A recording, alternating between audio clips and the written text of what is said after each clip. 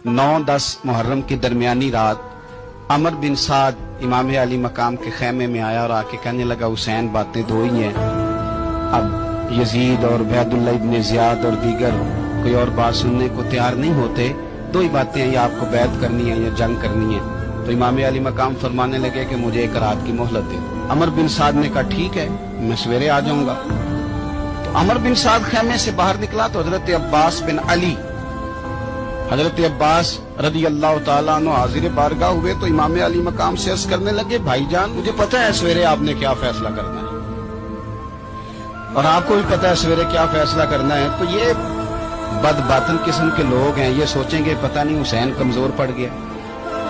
अभी बताना था कि हमने बैत नहीं करनी, आपने रात मोहलत क्यों मांगी? इमाम हुसैन फरमाने लगे, अब्बास तेरा क्या ख्याल है, मैंने सोचने के लिए टाइम दिया, तेरा क्या ख्याल है कि मैंने कोई नई राह तलाश करनी है?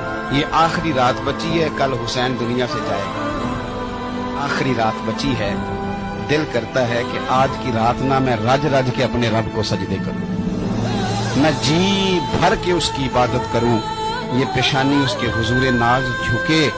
और यार हुसैन इब्न अली तो एक रात बकायदा बचाएं कि मैंने अल्लाह के हुजूर हाजिरी देनी है और तू सारी रातें जाया कर देता, तो तन्हाई में कुछ ना कुछ इबादत कर।